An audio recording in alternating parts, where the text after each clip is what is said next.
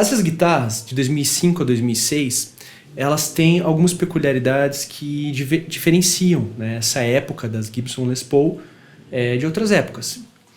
A principal, para mim, né, que eu acho mais importante de destacar, é o fato delas ainda não serem chambered. Né? Elas não têm aqueles 9 buracos, né, que começaram a ser implantados ali depois do outono de 2006. Ou seja, a partir ali de agosto, mais ou menos, né, essas guitarras passaram a ter esses buracos. Essa peça aqui, essa guitarra, ela é de maio, né? E em maio, lá no hemisfério norte, onde ela é fabricada, ainda não é outono. Então, ela é bem do finalzinho dessa safra de guitarras que ainda tinha o corpo totalmente sólido. Eu acho isso muito legal porque eu gosto dessa coisa vintage, né? Eu não me incomodo com o peso do instrumento, né? Além disso, essas guitarras elas vinham com captadores Burst Buckers 1 no braço, Burst Buckers 2 na ponte. Esses captadores são sensacionais para tirar desde som high gain, uma onda meio slash, aquela coisa do Marshall saturado assim, até um clean, dá para tocar um blues, um crunchzinho de blues ali, uma onda meio B.B. King, tranquilo com essa guitarra, com esses captadores. Então, ela é uma guitarra que ela mantém, de certa forma, essas características principais vintage, das Gibson vintage, né? Mesmo sendo um modelo standard. E como vocês podem ver, a cover aqui do Tensor, ela é feita nas reissue, ela não tem nenhuma inscrição, né? Então, na década de 90 vinha escrito standard, as mais recentes também vem escrito standard, e esse modelo aqui não. Ela tem também as tarraxas, né, vintage, tem o detalhe aqui do jack plate em plástico. Eu acho lindo, acho maravilhoso, porque relembra essa onda vintage, mas ele quebra, ele resseca e quebra. E se for parar para pensar em termos de design, não é algo assim muito inteligente fazer isso aqui de plástico. Por quê? Porque a gente coloca essa guitarra em pedestal o tempo inteiro. Então, esse colocar e tirar um pedestal, né, a guitarra o tempo inteiro vai causar fricção e a peça de plástico ela vai quebrar, né? Então é o que aconteceu na minha, por exemplo. É uma guitarra pesada, como eu já falei para vocês, é um corpo maciço, né, de mogno, mas não é uma guitarra que é ruim de tocar. Ela, pelo contrário, é uma guitarra bastante confortável, porque ela tem, além do raio de 12 polegadas, né, que é padrão nas Les Paul, ela também tem o perfil dos anos 60. Então, o braço ele é um pouco menos espesso do que nas reissue, tipo de 58, por exemplo. Né? Ela já é um pouco mais fino, então facilita bastante para tocar.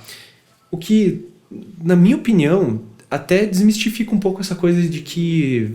Eu já vi muita gente falar que a Les Paul ela é difícil de tocar, uma guitarra que não tem acesso. Na minha opinião, essa guitarra aqui, por conta desse perfil de braço, ela é bastante confortável até.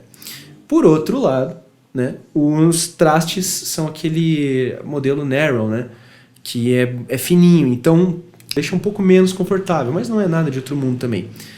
Essa guitarra aqui, desse ano, também vinha com os bindings, né, aqueles detalhes, né, que cobrem a pontinha do traste. Então, eu acho super legal, novamente, porque tem essa onda vintage, né. Quando a gente toca numa guitarra reissue, né, dos anos 50 lá, que tem potenciômetros de 500K e capacitores a óleo, quando você dá uma tirada aqui no volume, diminui o volume da guitarra, ela mantém o som cristalino, ela não interfere no brilho do captador. Por outro lado, nessas guitarras mais atuais, quando nós retiramos aqui um pouquinho do volume para dessaturar o amplificador, você perde brilho, então você perde timbre. Então, claro, dá sim para regular, né, compensando, né, essa perda. É algo que eu particularmente faço bastante. Eu já timbro a guitarra com um pouquinho menos, com o tone aqui no 5, né? E a hora que eu quero tirar um pouquinho de volume, eu dou uma aumentada aqui no tone, porque daí eu sei que vai cortar um pouco o brilho e eu compenso com essa sobra que eu já tinha planejado, né?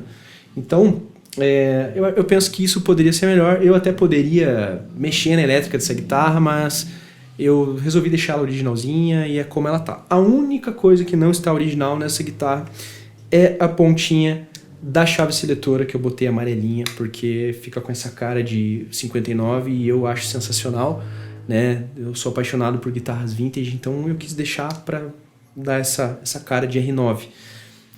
Essa guitarra ela não vem com o escudo furado, né? Então, com o corpo furado, aliás. E eu também fiquei com pena de furar, eu achei melhor deixar ela como ela veio, né? Pra mim. Acho que é basicamente isso.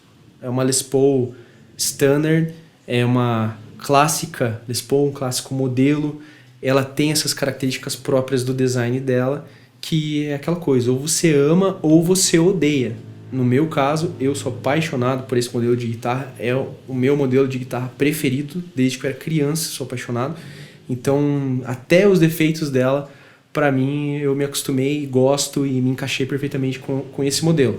A galera reclama muito, por exemplo, da corda sol. Pô, mas a corda sol desafina, pô, não dá pra tocar porque eu tô lá tocando de repente. Cara, realmente isso acontece. Também é um contra do design da Les Paul, mas ou você ama ou você odeia, aquela coisa, né?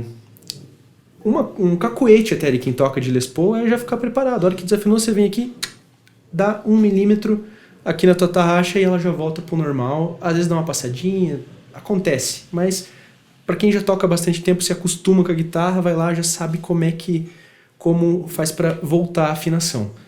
Essa é a minha Les Paul Standard 2006. Foi uma guitarra que eu comprei de olho fechado, porque assim, normalmente quando você vai comprar uma guitarra, ainda mais uma guitarra cara como uma Gibson, você vai na loja, experimenta, né?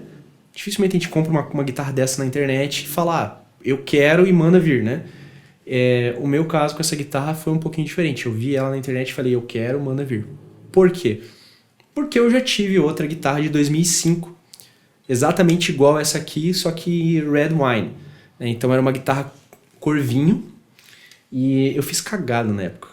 Porque assim, cara, isso é muito pessoal, mas assim, se você tem uma Gibson Les Paul, Standard, Traditional, mesmo estúdio, cara, não pinte a sua guitarra, não inventa moda, deixa ela ser originalzinha, porque vai perder valor de mercado, tá?